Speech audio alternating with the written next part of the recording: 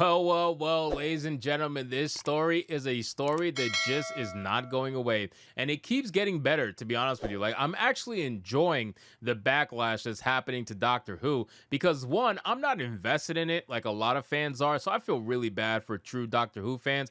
And number two, I just love seeing the cope. I love seeing the cope that's coming from the side that's getting the backlash. And in this particular scenario, it's Yasmin Finney, the fake LARPing female who was on Doctor Who. Apparently, he is now attacking the fans yet again in another comment that he made and basically accusing them of being racist trolls and bigots online. So let's get into this article, guys, from the BBC. But of course, before we do, if you are new here, just consider hitting that subscribe button, man. I would greatly appreciate it. And like the video to push us out into the YouTube algorithm. So the headline reads, Doctor Who, Yasmin Finney on fandom, family, and online trolls. This is going to be very good. So it says there's a lot of keyboard warriors that have such a strong opinion on the roles that I play. Oh yeah, because clearly it's all about being keyboard warriors. You guys are not keyboard responders or anything when you come out and say this nonsense, and then when it gets reported on, you want to feel a certain way. Oh, no. You guys are so above everything online that we're just literally keyboard warriors and racist trolls. That's all we are.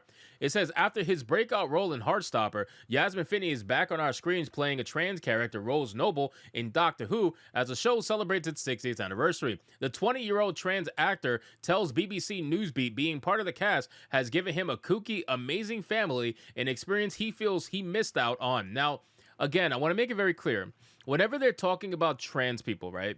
Don't you find it very interesting how these articles will go above and beyond? I mean, seriously, go above and beyond out of their way to try to put as many pronouns as possible just to drive it home that this person is trying to pretend to be the opposite sex, right? They want to drive it home. I mean, there is so many she, her pronouns in just the first paragraph of this article, and they are going out of their way to make sure they put it in there. So I will make sure that I go out of my way to correct it because we need to have proper English here. It says Yasmin has spoken before about being close to his mother, but the beliefs of much of his extended family means he has little contact with them. I don't really speak to them as much. I kind of cut them off due to my identity, he says. Well, I feel much better for your family then if that's the case. They don't have to deal with your mentally ill self, but you definitely found your place in the European version of Hollywood, whatever the hell that is, where they're going to take full advantage of your, quote unquote identity. They're definitely going to take full advantage of it, and they're going to use you, abuse you, and toss you to the side. And when you are no longer useful, you will fade away in the wind like most people do when they are in your situation. It says using TikTok, where he almost has 2 million followers, Yasmin has been open about his experience of being a transgender black male, as well as making it as an actor. Growing up in the mud of Manchester, he says schools was tough, but he was able to relive it in a different way while playing Ellie in Heartstopper. I didn't go to drama school. I didn't have the privilege to see theater shows every weekend, he says. Yasmin says he's super grateful that his roles so far have let him experience a little bit of what I've missed as a person growing up. So you see what I mean? Like they're putting so many pronouns in this. It's insane. They really want to drive this home to you that this Adam's apple is completely 100% feminine. They want to drive it home so bad. And again, that's why I have so much fun reporting on this stuff, because let's be clear, ladies and gentlemen, this person only exists in Doctor Who for one particular reason and one reason only, and that's because it is a fad right now. It is all a fad to be trans, at least in the public space, right? I'm not talking about people who have genuine gender dysphoria. Those people are very few and far between, and they obviously get the help that they need. But for the most part, this whole version of trans that we see in Hollywood, this is not the real thing. This is literally just a fad. This is literally just something to make themselves feel special, and it's something that's going to try to separate them from other people because they are talentless hacks, right? Every single one of these people are talentless hacks, and if they did not have their identity to sell to Hollywood, then they damn sure will not be able to land any roles whatsoever because they don't have the skills or the ability to do so, or the creativity to even come close to making it happen. So it says Yasmin was born in 2003, 2 years before his now co-stars David Tennant and Katherine Tate were first cast in Doctor Who. It was their performances as the Doctor and Donna Noble, Rose's mom, that first introduced Yasmin to the Honeyverse as a child. I used to be obsessed with David Tennant and Catherine Tate, he says. Now they reprise their roles for the 60th anniversary specials alongside Yasmin. He says it's a bit weird to think about his fandom, but it's just an honor to be with the greats making something so magical. And also making up an important part of the cast in those formative years was Billie Piper, who played Rose Tyler, and it didn't go unnoticed by fans that Yasmin's character is also called Rose. Everyone was like, oh my god, he's taking Billie Piper's role. What about Billie Piper? What happened? What's happened? No guys, I'm simply just named after Rose. So again, ladies and gentlemen, it is very wow, look at this chin. Oh my god.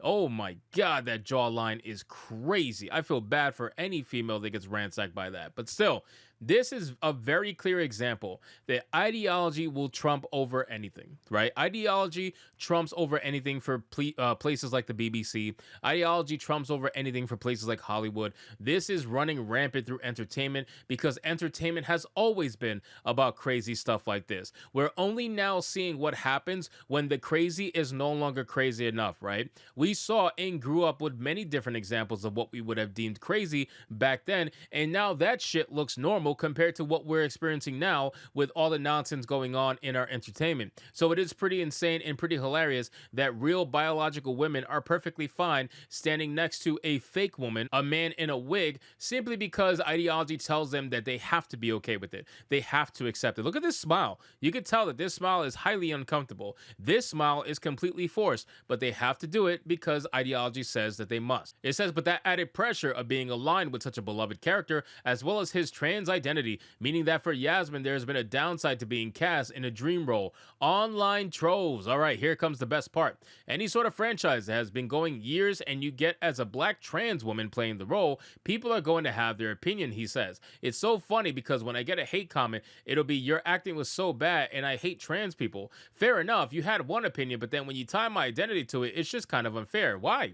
Why is it unfair? First off, nobody says that, okay? Nobody says those two things together. Usually it's either one or the other. I will give you that there's some people out there that will straight up say I hate trans people, okay? I'll give you that. But it's never the two, right? It's never two together. Very rarely would that ever happen. It's usually people that are commenting on his abysmal acting, okay? Like, he's a terrible actor, straight up. He's really bad at his role. I saw some of the clips regarding Doctor Who and the parts that Yasmin actually played in, and he is terrible. But unfortunately for these people who their identity is their entire personality, what ends up happening is that if you attack their skills as an actor, you are also then attacking their identity, and that's where they go crazy. They don't know how to differentiate the two. They don't know how to separate it because for them, their identity is their skill set. For them, their identity is their entire existence. So when they got hired for their identity. Even though they don't want to necessarily admit that, that's what they got hired for. And deep down, that's how they feel. So if you attack their acting skills, you are also attacking their identity inherently. And that's why they go insane. It says he can't control the haters, but he can control his response. And so Yasmin says he's just focused on protecting his mental health and the acting role. Ultimately, I just want to deliver a good performance. He says, I want people to laugh, I want people to smile, I want people to cry, and also I just want to be good representation for people that haven't had it. You know what's most interesting to me? I find it very interesting that, so the whole point of being trans is so you transition to the opposite, gender, opposite sex, whatever, right? So you're transitioning into a woman. If you are a woman, right? If you want to convince me that trans women are women, that's the motto that they go by. Trans women are women. If you want to convince me that trans women are women, why are you saying that you were then never represented on screen? If you are a trans woman, that means you are inherently a woman. You are supposed to be a woman no matter what. You are not a trans woman. You are not a fake woman. You are just a woman. So if that's the case, there has been plenty of women on screen over the last decades or whatever. Like, there's very clearly an example of women in multiple different forms of entertainment. So you can't say you didn't see yourself because women is women, right? Like, aren't you a woman? Oh, but you want to say you're a trans woman. You haven't had any trans representation on screen. So there is a differentiation. So you're not a woman, you're a trans woman. And that's where we realize that your entire identity falls apart. It's fake. All of it's fake. So at the end of the day, ladies and gentlemen, this is a clear example of what happens when you are hired strictly for one singular job, and that one singular job is based in your identity. And once your identity gets attacked, you as a person completely fall apart. So anyway, guys, thank you so much for watching this video. I hope you did enjoy it. And if you did, consider leaving me a subscribe. I would greatly appreciate it. Don't forget to like the video, comment, let me know what you thought, and I'll see you guys on the next one. Hypnotic out.